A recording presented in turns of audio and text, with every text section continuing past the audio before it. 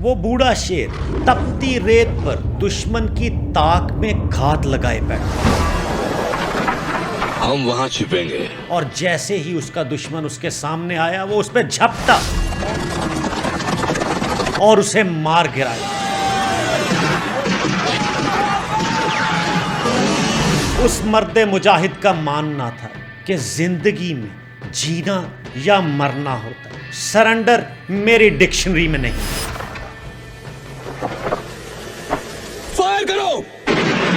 جی ہاں، T N S دا نوید شو میں آج ہم بات کریں گے 20 سال تک اٹالین فوج کے خلاف برسرے پیکار رہنے والے بوڑھے شیر کی کہانی پر، جسے دنیا صحرا کے شیر یعنی لائن آف ڈیزرٹ کے نام سے جانتی ہے، عمر المختار۔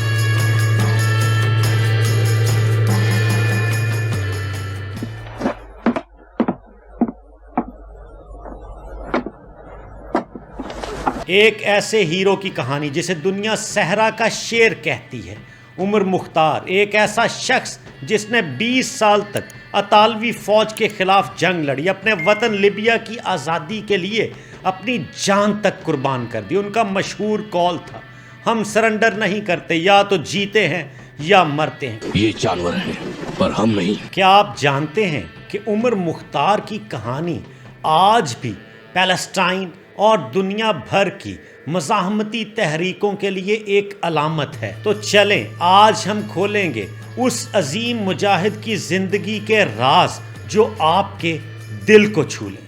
بسم اللہ الرحمن الرحیم، الرحمن علم القرآن۔ عمر مختار 1858 میں لیبیا کے ایک چھوٹے سے گاؤں جنزور میں پیدا ہوئے۔ وہ ایک غریب گھرانے سے تھے، لیکن ان کی آنکھوں میں خواب تھا، اپنے لوگوں کی آزادی کا خواب۔ بچپن سے ہی سنیوسی تحریک کا حصہ بنے، جو لیبیا میں اسلامی تعلیمات اور سماجی اصلاحات کی ایک بڑی تحریک تھی۔ عمر مختار ایک عالم تھے جنہوں نے قرآن اور اسلامی اصولوں سے زندگی گزاری، لیکن جب 1911 میں اطالوی فوج نے لیبیا پر حملہ کیا تو اس مدرسے کے استاد نے بندوق اٹھا لی۔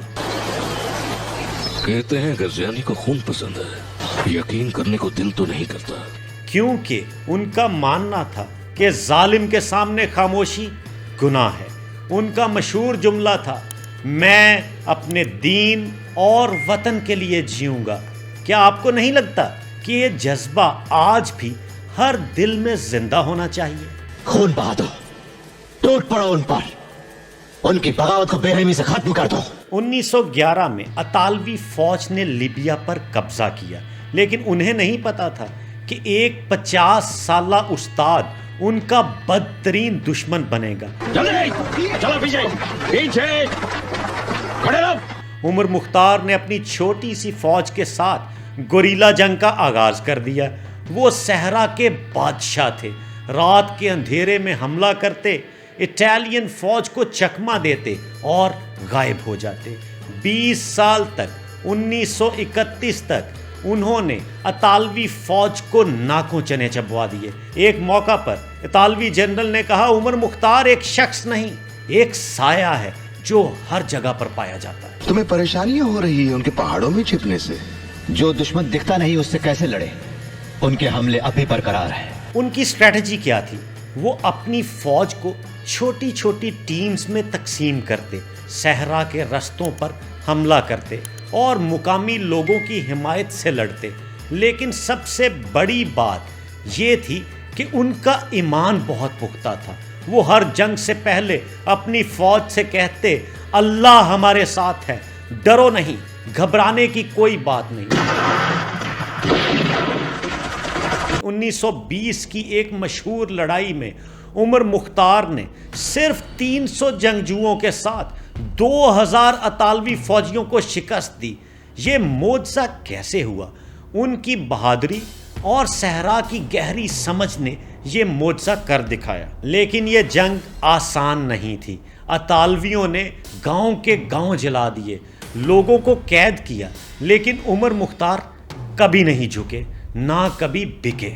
عمر مختار کی گرفتاری سے جنگ نہیں ختم ہونے والی۔ 1931 में उमर मुख्तार की उम्र 73 साल हो चुकी थी। वो बूढ़े हो चुके थे, मैं दीवारें कूदने या खोदने के लिए बहुत बूढ़ा हूँ।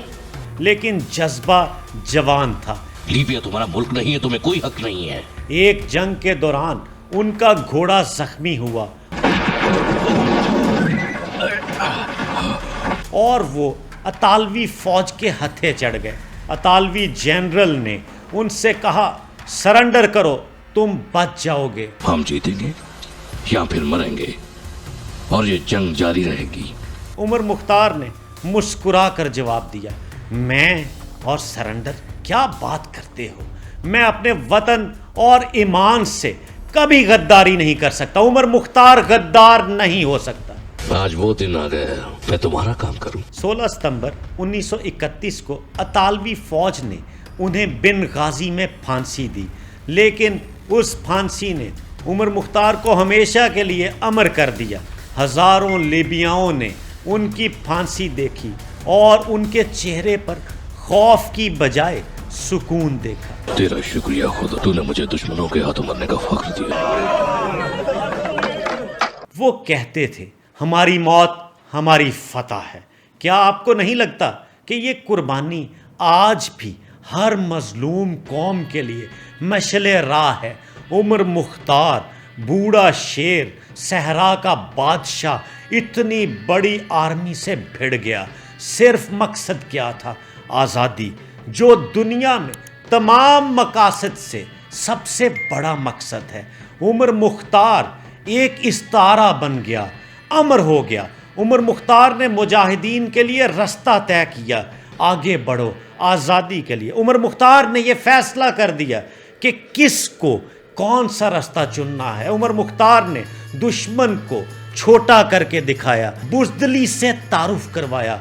उमर मुख्तार की दिलेरी उसकी पहचान बन गई। उमर मुख्तार की मौत ने लीबिया को आज़ाद तो नहीं किया, लेकिन उनकी कहानी ने लाखों दिलों को जगाया। 1981 में Hollywood film line of the desert ने उन्हें दुनिया भर में मुतारिफ करवाया, जिसमें एंथनी क्विन ने उनका किरदार निभाया था। लीबिया में आज भी उनका नाम हर गली कूचे में गूंजता है।